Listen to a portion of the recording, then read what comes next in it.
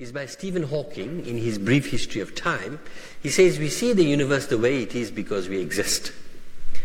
The weak principle states that in a universe that is large or infinite in space and or time, the conditions necessary for the development of intelligent life will be met only in certain regions that are limited in space and time. The intelligent beings in these regions should therefore not be surprised if they observe that their locality in the universe satisfies the conditions that are necessary for their existence. This principle explains why the Big Bang occurred all those years ago, because it takes that long for intelligent beings to evolve. And it was Wook who asked the scientists that question, because when Feynman said, why all that period? Nothing happens, and then God comes along 200,000 years ago, makes human beings, and then in the last 3,000 years creates religions where he talks about good and evil. And Wook says, perhaps we needed that long to produce such complex beings. And the strong principle says that there are many different universes, or many different regions of a single universe, each with its own initial configuration and perhaps its own set laws of science. In most of these universes, the conditions would not be right for the development of complicated organisms. We have developed in this universe and can ask, why is the universe the way we see it? If it had been different, we would not be here. Okay? And somebody had a little objection about me using religion and spirituality interchangeably yesterday. And I thought, the other book that I was going to do is this one, The Sacred Depths of Nature, The Spirituality in Science. If we have some time tomorrow on Friday afternoon, I'll tell you a little bit about this book. It's an absolutely fascinating book. But we've got to get on to Edward Wilson's Consilience, which I have here. I just wanted one more. You asked me what is good energy and what is bad energy. The only way I think I can answer that is that if you fill your tank, right, with petrol or fuel, and the energy of that petrol is used for the motion of the car. So you came from home to UCT to listen to this talk, and you've traveled a certain distance, and you've used a certain amount of fuel, right? So that energy of the fuel has been transformed into motion. The first law says, when energy is transformed from one state to the other, some is always lost as heat. If you feel your bonnet, it'll be hot. That heat is going to corrupt the universe. So that is energy of not a good quality. The energy of good quality, the good energy, was the amount that was actually used to put your car in motion. Is that all right? Thank you very much. Okay, so now let's talk about this fascinating man whom I've loved for years and years and years. He wrote this book, Consilience, and I want to tell you a little about him. And the first line in the book says, I remember very well the time I was captured by the dream of unified learning. Now, he has an amazing love for knowledge. He's over 90 years old, and he's still working. He's at Harvard, and he says rationally acquired knowledge is the best hope for humanity. Okay? Now, this term consilience, the title of this book, was not his original term. In ordinary parlance, it is an agreement between the approaches to a topic of different academic subjects, especially science and the humanities, what we're talking about today. In science and history, consilience refers to the principle that evidence from independent, unrelated sources can converge or interconnect to strong conclusions. That I got from Wikipedia. Now this man, William Whewell, right? He called this type of evidence a jumping together or consilience of inductions, okay? So in 1833, Whewell also invented the English word scientist. Before this time, the only terms in use were natural philosopher and man of science, right? So, Wilson's favorite philosopher was the Marquis de, how do you say it, Condorcet. Where's the French-speaking people here? Condorcet. Okay. And the dream of intellectual unity, Condorcet said, came during the Enlightenment, a vision of secular knowledge in the service of human rights and human progress. The French Revolution drew its intellectual strength from men and women like Condorcet, a moderate Girondist, hated by Robespierre's Jacobins, who jailed him. He pioneered the application of mathematics to the social sciences. What has been accomplished in math and physics can be extended to the collective actions of men.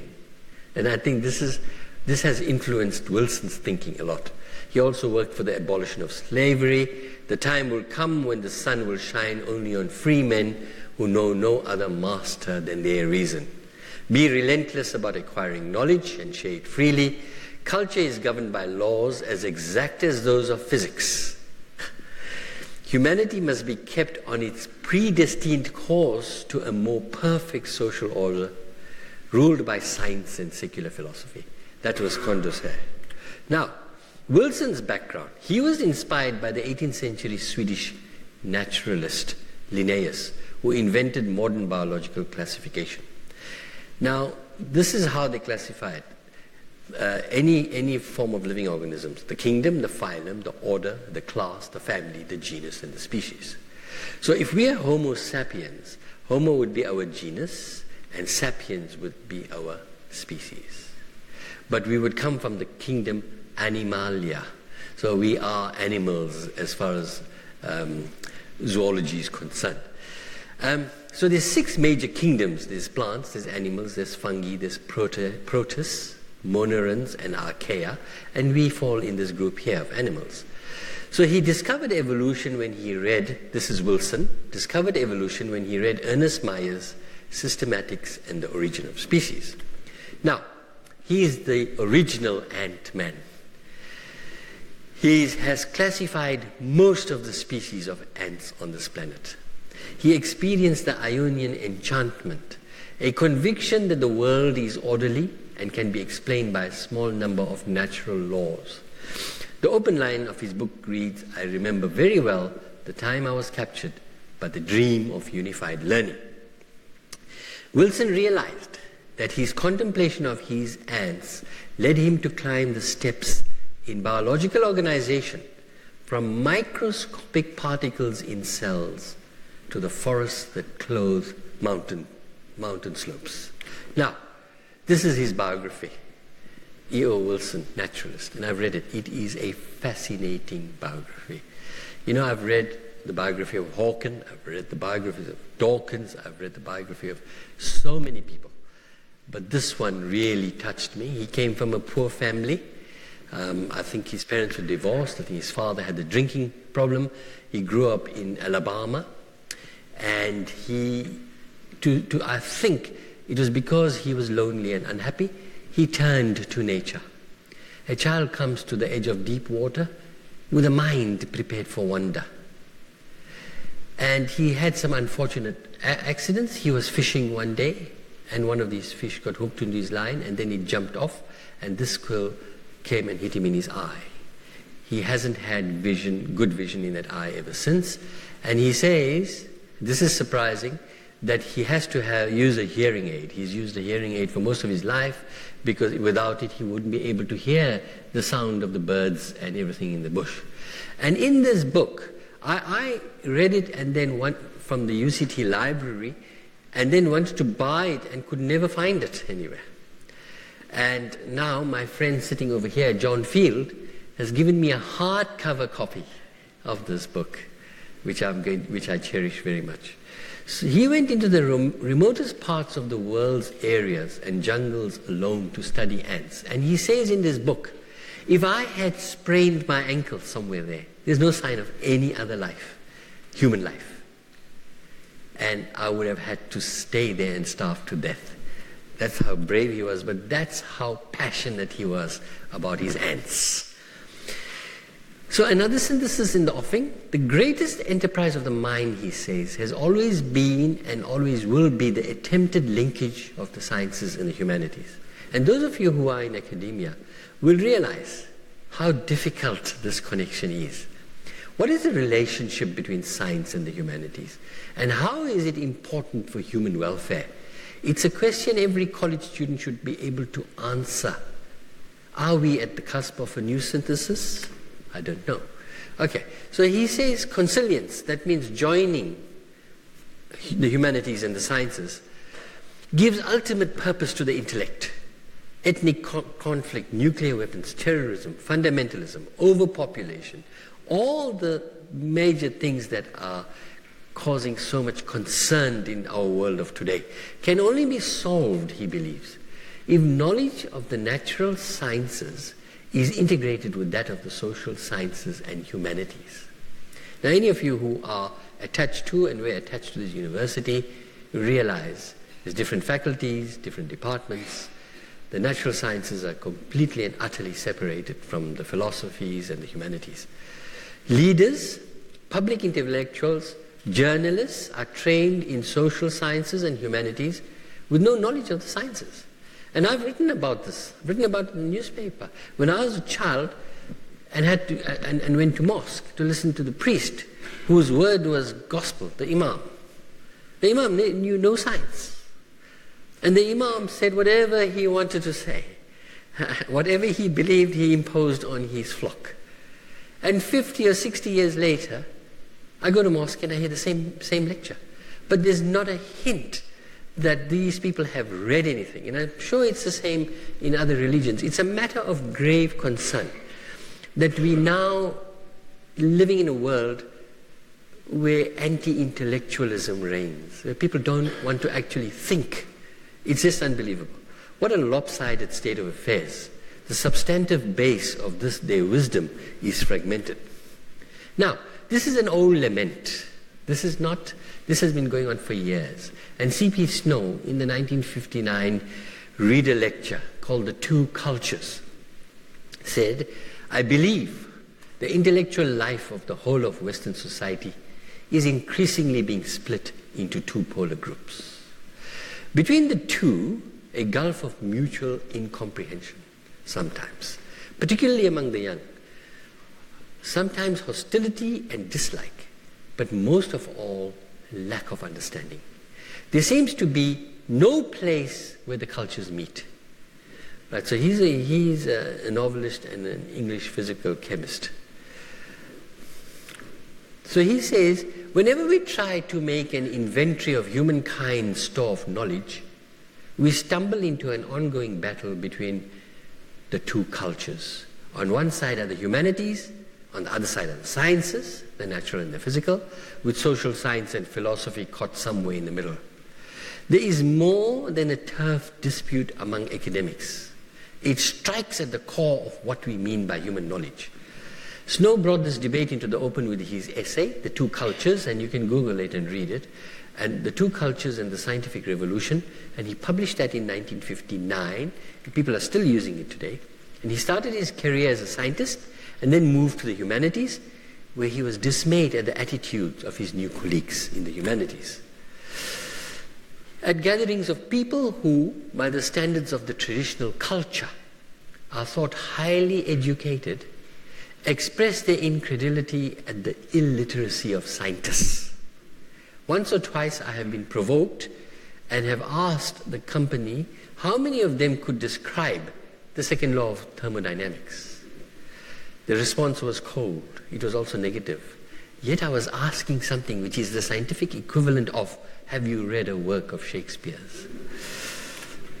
Okay? So humanity loses because this polarization is a sheer loss to us all. And Wilson has made this valiant effort to try and remedy this situation.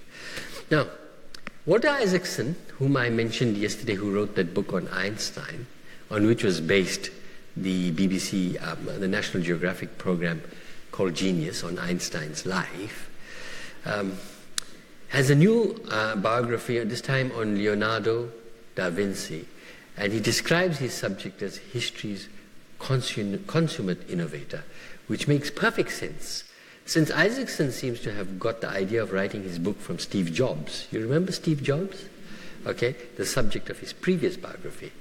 Leonardo, we learn, was Job's hero.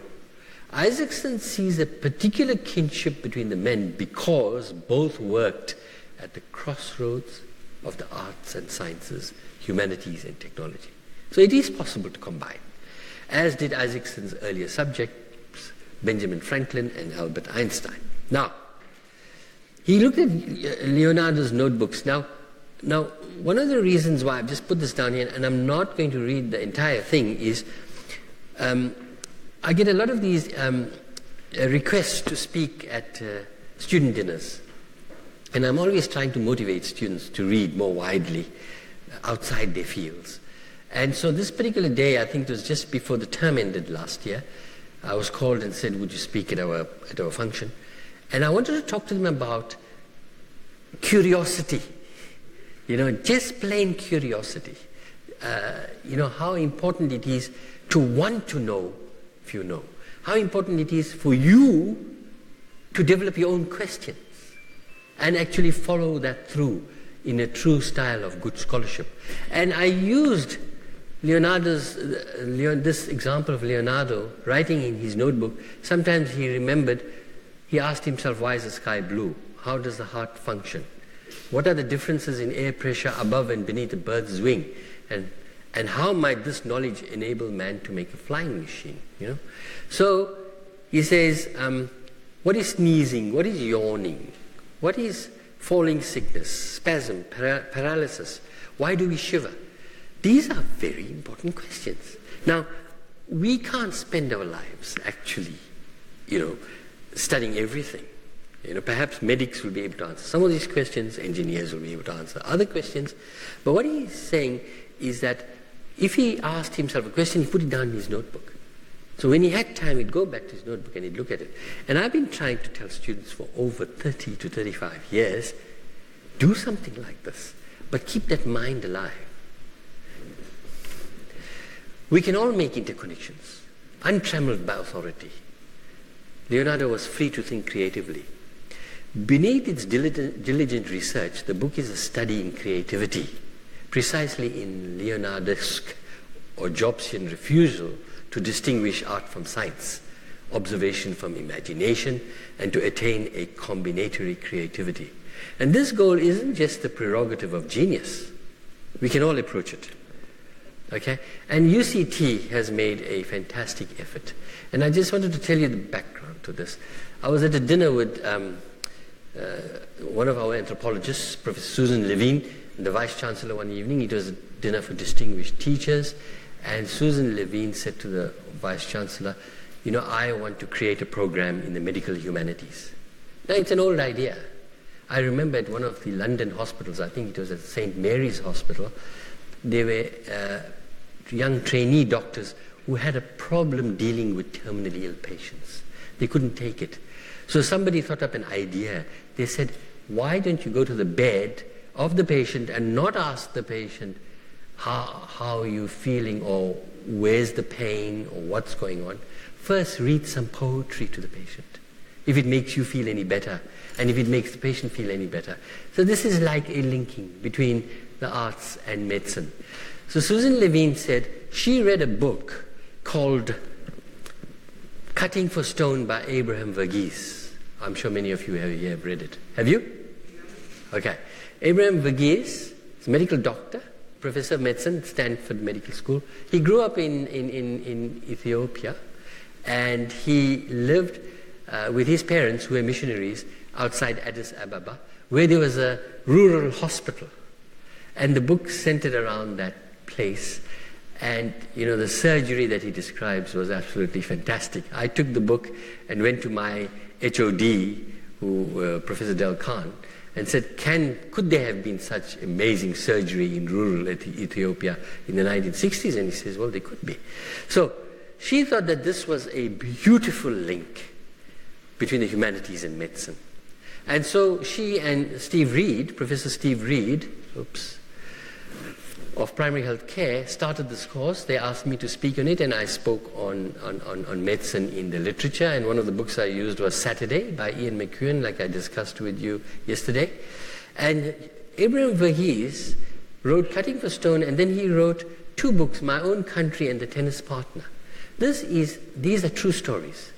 When he came back to America, he went to the southern states of the United States, and he used to walk around, go to nightclubs at night with condoms and tell people, this was in the early 80s, tell people to use condoms during sexual intercourse. And they said to him, AIDS won't come here. It's a San Francisco, New York disease. And when AIDS did come, he set up the first HIV clinic in those parts. The tennis partner is about him being taught to play tennis by an Australian doctor whom he helped with that doctor's drug addiction. So, Wilson had an epiphany when he discovered evolution. The Ionian enchantment, a belief in the unity of the sciences, eventually the unity will touch the social sciences and even the humanities. The world is orderly and can be explained by a small number of natural laws. When I discovered evolution, a tumbler fell somewhere in my mind and I saw the world in a wholly new way. This was at the University of Alabama. He couldn't get into any other university. How wonderful to recognize the unit of a complex phenomena that to direct observation appear to be quite separate things. So, he spoke about the great branches of learning, and he said that if you have, say, biology, ethics, environmental policy, social science, they shouldn't be separated like that. They should actually intersect at a particular point, and this is the time, it has come, for collaboration between scientists and philosophers, where they meet in the borderlands between biology, social sciences and the humanities. We are approaching a new age of synthesis. And he used the metaphor of a maze, of this thing called how do you say this? Sorry? Okay, her thread. So it's about this, it's Greek. Theseus walks into the Cretan labyrinth, the metaphor for consilience. Now in that labyrinth, which is a maze, right? Now she's the daughter of Crete's king Minos, and she gives him a ball of thread which he unravels to not lose his way. So he goes in there and he kills the Minotaur, and he walks around the maze, and in different parts of the maze are the sciences, the humanities subjects, philosophy, anthropology, sociology, etc., etc. But he says when he eventually follows the thread back to the entrance, he comes back to physics. So to return to the entrance, follow the thread in reverse, back through the behavioral sciences to biology, chemistry, and finally physics. To go from effect to cause, we begin at one end point. For as long as we have the thread, we can trace back many pathways and have broadening webs of explanation. Okay? And it is always easy to go back to physics. Harder to go from physics to any level because of the increasing complexity. I call it from atoms to consciousness, but that's outdated now because there's so many subatomic particles. It's really easy to break down a cell and examine the organelles and proteins that make up the cell. And I do that every day in my life, in my laboratory. I go and get tissue from theater, and I crush the tissue, break it up into its component cells, and then break those cells up to actually release the mucus glycoprotein from it. So take all the ingredients of the cell, every atom, that's physics, and protein, chemistry, and put together the cell, a new level with a new emergent property called life. It's unbelievable. That the components of the cell are all these macromolecules, and we're going to talk more about it towards the end. But you've got proteins, you've got lipids, you've got carbohydrates, you've got nucleic acids, you've got vitamins, you've got ions, you've got water, right? And these arrange themselves into a particular conformation, which is a cell. So from one level of organization, where all these things are separate, you put them together and you get a cell which is the next level of organization. But there's a new property in the new level of organization, right? Now that cell has life. How did that come about? So we say the whole is more than the sum of its parts. So from dead, what you call dead macromolecules, you created a cell, and in it has emerged. They use the term emergence. this new quality of life. So it was unpredictable. So it's consilience by synthesis, and we now can work our way to the top, to the living organism, me, you, society, its culture, religion, economics, social sciences, and humanities. So here we go, from atoms to molecules and macromolecules, cells which become alive, so we are at the next level of complexity, and then cells make tissues, and tissues make organs, like the brain, the kidney, the liver, and the histologists study that. And then organ systems like the nervous system, the brain and the spinal cord, the circulatory system, the heart, and all the blood vessels. So that's studied by the anatomy and the physiologists. And then the organism. So all these systems now talk to one another and produce a living organism, okay, which has a brain and a mind and consciousness. And that's the job of the neurosciences and the psychiatrists, okay? And then, of course, many individuals make a society and a culture. And that society creates a culture of humanities, economics, literature, philosophy, political systems, and, of course, religion, right? Now, Steven Weinberg, who said that this universe is meaningless, it's comprehensible, but it's meaningless. He says the explanatory arrow always points downwards. Everything can be reduced to atoms or physics. So you can take an individual like me or my cat and break it down to its organ systems and go right down to the macromolecules and come down to its atoms. So in my lab, we get organs like a colon, and we bring it into the lab. It's made of colonic tissue. We break it into its cells, and then we bring out its molecules, and the macromolecule that I'm particularly interested in is a carbohydrate called a mucin, or a mucus glycoprotein. And I can break that down, and I can actually even study its atoms. So Wilson says the love of complexity without reductionism. That means if you don't like this reductionism, but you love complexity, that makes art. The love of complexity with reductionism makes science. Okay?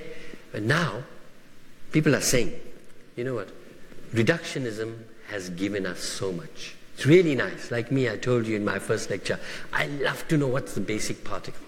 Or what is it that really starts off this complex thing called life. But now people are saying we need to go into the systems, right? So if somebody has a heart attack, you think of the heart, you not only think of the individual muscle cells of the heart, you not only think of the ions, the potassium and the sodium, the balances that might have gone wrong which instigated the heart attack. You look at the heart holistically, for want of a better word.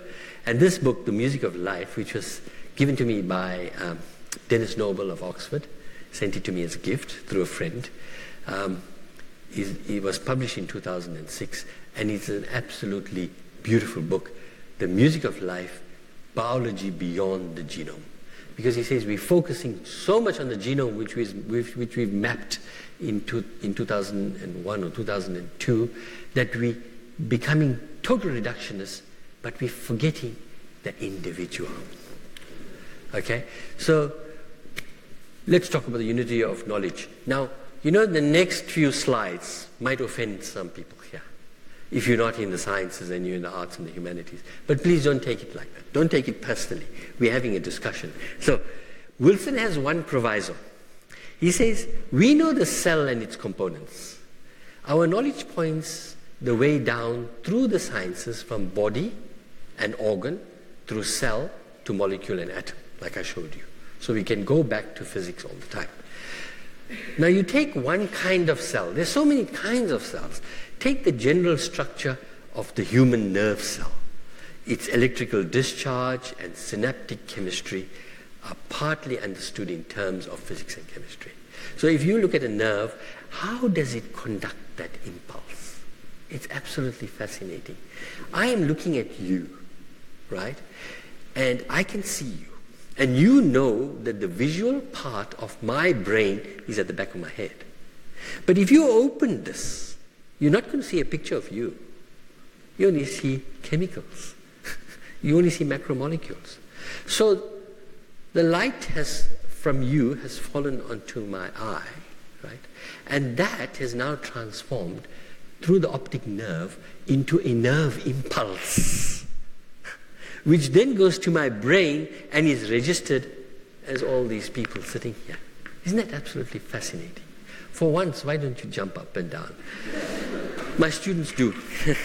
Thanks. So, now we understand this. We understand the chemistry.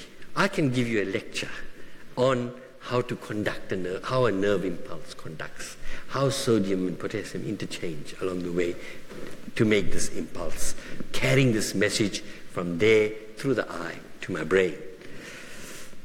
Okay? Now, the master problem, the stage has been set to attack the master unsolved problem of biology. How our 100 billion nerve cells of the brain work together to create consciousness. That's 21st century, late 20th century, 21st century question. The most complex systems known to exist in the universe are biological. And the most complex of all biological phenomena by far is the human mind. Biology is the foundation of all knowledge. It's Wilson's prejudice, but I accept it. I don't know if you would. If brain and mind are at base biological phenomena, it follows that the biological sciences are essential to achieving coherence among all the branches of learning, from the humanities on down to the physical sciences. And Wilson has become very unpopular for this view, especially by the people in the humanities. He is under attack by philosophers like Mary Midgley of Newcastle upon Tyne. Okay? But Wilson is used to being attacked. Wilson wrote a book once in 1974 called Sociobiology. In it he spoke about how genes define our behavior. What happened is, the new left, or whatever they are, the very, very radical left, who actually believe that you are shaped by your environmental forces, right? And during apartheid, I remember when I was an undergraduate, all these very radical students used to tell me, says, Mal, don't forget, if you were in charge of two people, and they're twins, right? And you took this one baby and went and put it into Bishop's Court, and you took the other baby and went and put her into Khayelitsha. And you will find 20 years later that the one in Bishop's Court has progressed and made something of her life. The other one is struggling, living in poverty, etc. So there is nothing different. This is what we were told. This is the thinking of the new left. There's nothing different about their brains, right?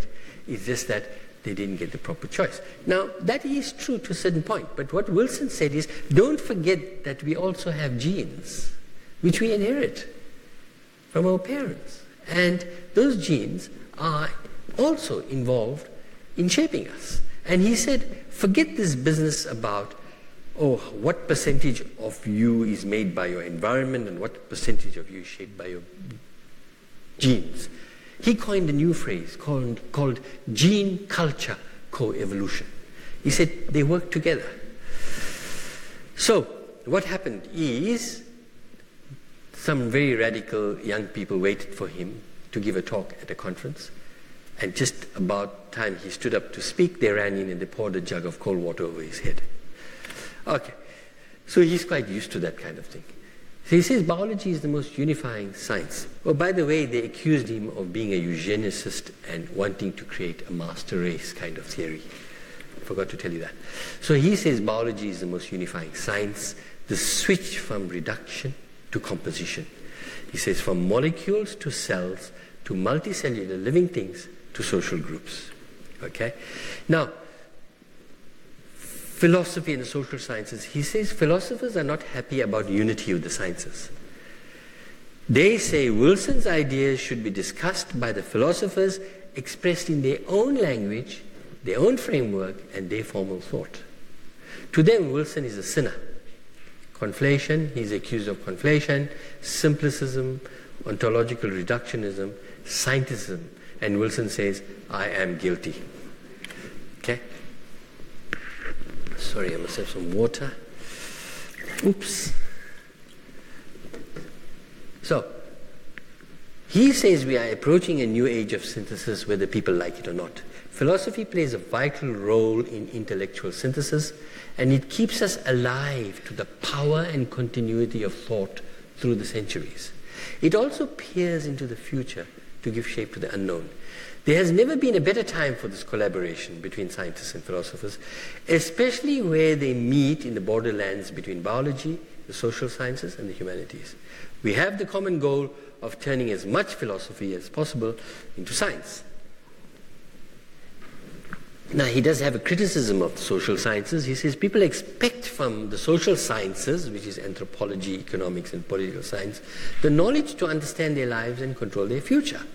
They think this will give them the power to predict what will happen if society selects one course of action over another. He says the social sciences, political life, and the economy are already pivoted upon the presumed existence of such a predictive capacity. The social sciences are striving to achieve it, and to do so largely, this is their weakness, largely without linkage to the natural sciences. And he said that's their downfall.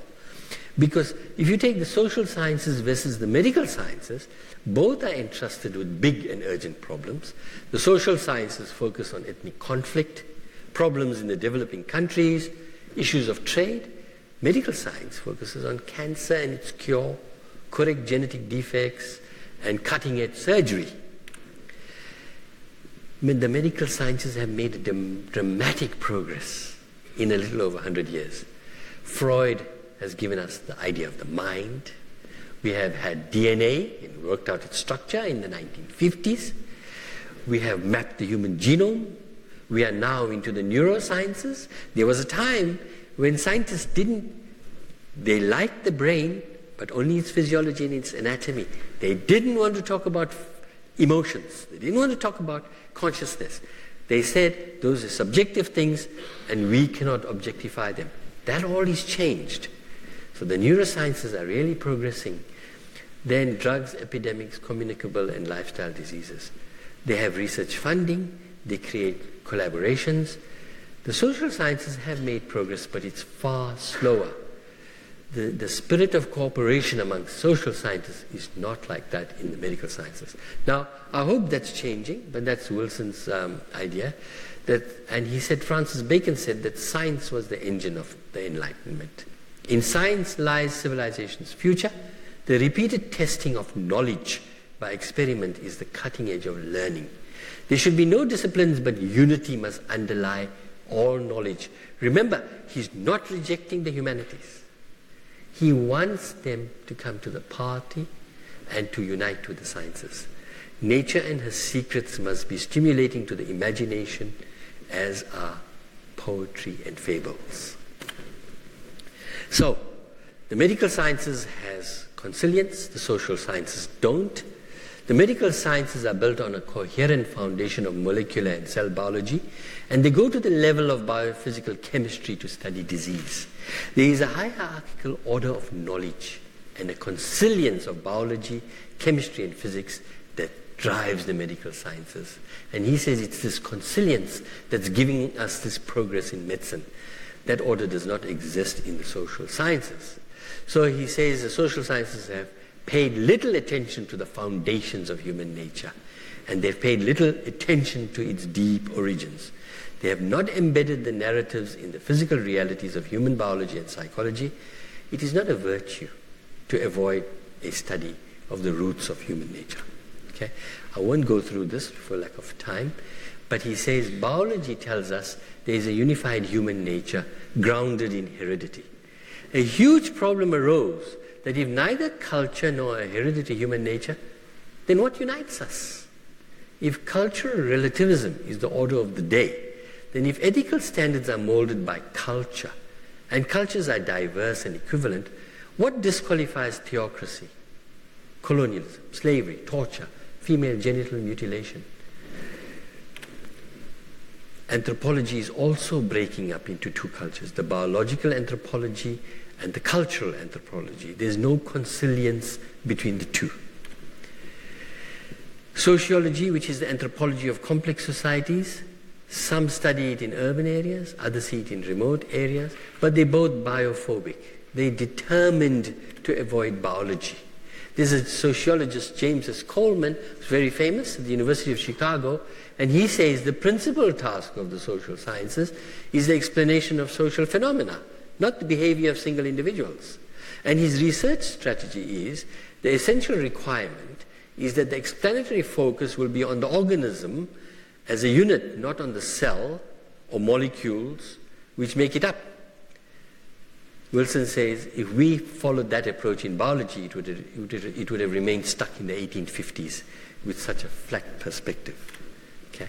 So biology shows us the need for interconnectedness.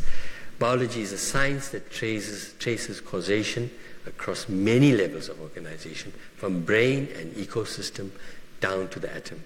The social sciences are intrinsically compatible with the natural sciences. These two great branches of learning will benefit to the extent that their modes of causal explanation are made consistent. Okay? And even in economics, he says, I just want to take the second point here, that Gary S. Becker, who was a Nobel laureate in economic science in 1992, for having extended the domain of economic theory to aspects of human behavior, he recognized that most economic reasoning is based on the implicit assumption that people are driven by basic biological needs for food, shelter, and recreation. There are variations in the type of housing, the furniture, restaurants we choose, and of course the costs. Human behavior can be explained fully by these preferences and constraints of the consumer linked to economic factors. So, when it comes to ethics and religion, he says, I could never... And Wilson is one scientist that's not anti-religion in a hostile way. He's not a Dawkins, he's not a Sam Harris, he's not a Daniel Dennett, or he's not a Christopher Hitchens. He says, I could never accept that science and religion are separate domains with fundamentally different questions and answers. Religion has to be explained as a material process. That's what the problem is. From the bottom up, atoms to genes to the human spirit. It had to be embraced by the single grand naturalistic image of man. So, but blind faith alone will not suffice. Nor is science the enemy. It is the accumulation of humanity's organized, objective knowledge. The first medium devised able to unite people everywhere in common understanding. It favors no tribe or religion. It is the base of a truly democratic and global culture. One thing he's missing, which I would have loved to have asked him, is what about the maldistribution of scientific benefits? Okay? I'm not going to go through that because it's too much. So what he says is, look, science has progressed, medicine has progressed, because there's been a consilience of physics, chemistry, and biology, right from atoms to molecules and to macromolecules. Now, I put nucleic acids here in bold because for a reason.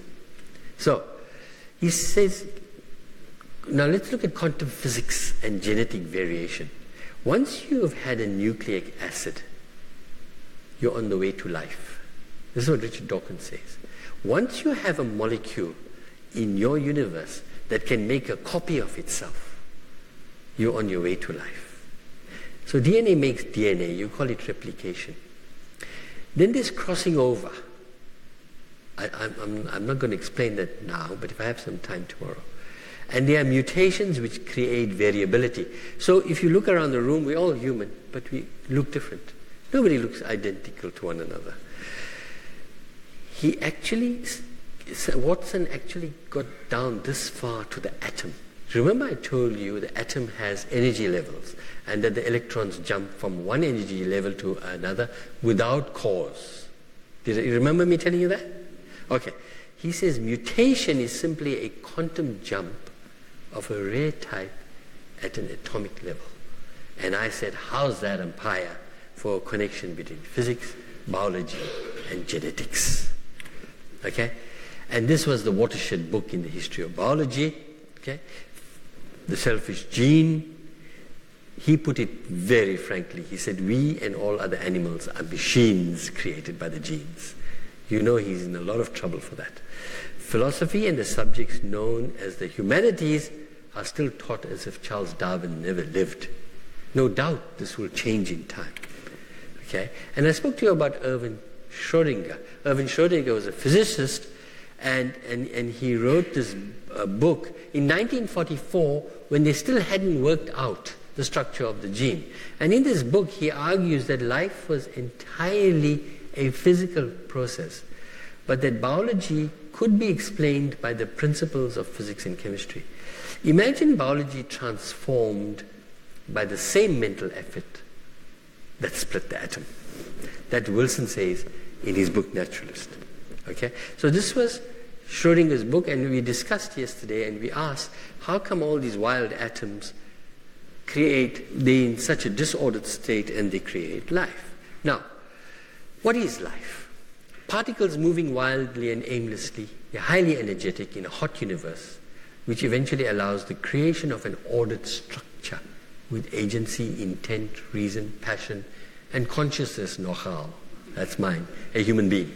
Where did the order come from? Well, there was at some point a gravitational impulse that caused these wildly moving particles to clump, which are now less spatially mixed but have an energy of vibration that is distributed throughout the clump. If a group of atoms, now this is Dawkins, if a group of atoms in the presence of energy, you have to provide energy to create order from disorder, falls into a stable pattern, it will tend to stay that way. The earliest form of natural selection was simply a selection of stable forms and a rejection of unstable ones. Now, what is he talking about? He's talking about the replicators, DNA. They appeared a molecule on Earth with few atoms which provided more order. DNA, the replicator, which can make copies of itself. Like if I ask you, how do you know you're a living organism? You will say, well, I've reproduced. That's one of the reasons. I can reproduce because I have life. DNA, the replicator, which can make copies of itself. We call them genes now. In the primeval soup, when there were no bodies like ours, they constructed survival machines like you and me. And they're still constructing. All living forms are the vehicles for their propagation. Now this is where it becomes quite bad. That what he's saying is that the gene is the unit of natural selection. Right? And that we keep passing on our genes. Our genes in our bodies, in our cells, make us do things. What do they make us do? They make us seek happiness. They make us want to live. They make us want to survive. They want to make us feel the awe that we feel about the universe. This is very mechanistic. Why? Because they want you to reproduce so you can pass them on before you die. And that's all they want. They just want to reproduce. So he says they are selfish replicators. So he entitled his book, The Selfish Gene, right? And the argument, the philosophical argument that arose out of it is, how come a product of selfish genes produced altruism? Why is it that you wouldn't allow yourself to walk away from a hungry child outside? You say, no, I can't. No, it's my money, my hard-earned money, but I'm going to buy this child some food. I'm going to make sure she's clothed. I'm going to make sure she's sheltered. And yet you're a product of the genes. So he takes this is, I don't know if you know Dawkins. He's now he's become a super atheist, right? And he's now gone into religion, and he's always hitting religion. So he's taken this argument very far. He says, you know why religion exists? There's no God. But religion gives society social cohesion. It gives us the opportunity to meet members of the opposite sex so we can have sex and we can actually reproduce and transmit our genes. That's the selfish gene. It was a watershed book, and it changed the track of biology. It changed the trajectory of biology. So we take order from the universe and become more ordered. We do this at the expense of the universe, the disorder of which is increased. We will become disordered when we die. will also break up into atoms. Our genes that we've passed on will continue to propagate in future generations. We are disposable after we reproduced. Fact of life. So, they are in you and me. They created us body and mind, and their preservation is the ultimate rationale for our existence. Can I take your silence as unhappiness about these ideas? Okay? And of course, James Watson and Francis Crick, please read this book, The Double Helix, worked out the structure of the gene. In 1953 and in the early 60s, they won the Nobel Prize. The ultimate connection, what's the connection? The DNA code is universal across all life on Earth. All of us, bacteria, fungi, plants, and people, share the same code because we all share an ancestor that lived billions of years ago and that employed this code. We are all connected. Interconnectedness. Okay? How are we united? The idea that we are all made of stardust is increasingly appreciated in popular culture, in everything from documentaries to song lyrics. But the mind-blowing concept that the gold in our wedding rings and Rolex watches is made of the neutron stardust is about to catch on. Perhaps even more exciting, however, is the enormous potential now unlocked by this radical new approach to studying the cosmos. And religion? Wilson asks, could Holy Writ be the first literate attempt to explain the universe and make ourselves significant within it? We all ask the questions, why are we here? It's both a scientific question and a religious question and a philosophical question. The potential for this interconnectedness is there. Perhaps science is a continuation on new and better tested ground to attain the same end. If so, then in that sense, science is religion, liberated and writ large. Now, that's a very brave thing to say. Even Stephen Jay Gould said, perhaps science tells us how we came about, and religion tells us why we came about. He called it NOMA, non-overlapping magisteria. Science and religion. In his book, The Creation, Wilson says, religion and science are the two most powerful forces in the universe today, which should set aside their differences and work together, connect to save this planet. That's what they should be doing, not fighting each other.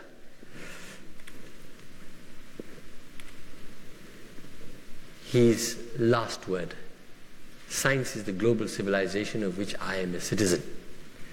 The spirit of its democratic ethic and its unifying powers provides my faith in humanity.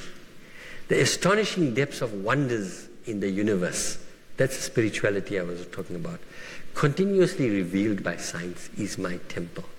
So science, as it tells us more and more about this universe, can give us a spiritual experience, the capacity of the informed mind, liberated at last by the understanding that we are alone and thus the sole stewards of earth, is my religion.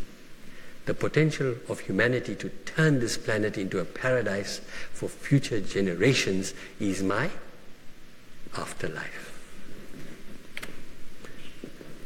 Thank you very much.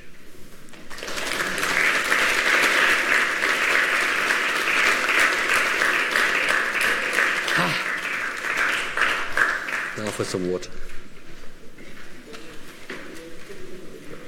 Are you coming tomorrow? I must tell you, I have to confess, when I read the book that I'm doing tomorrow, a long time ago, I loved it. When I tried to do it for some school, it actually is quite difficult. So you'll have to bear with me tomorrow as we go through that book. It's going to deal with trying to connect the mind and the brain.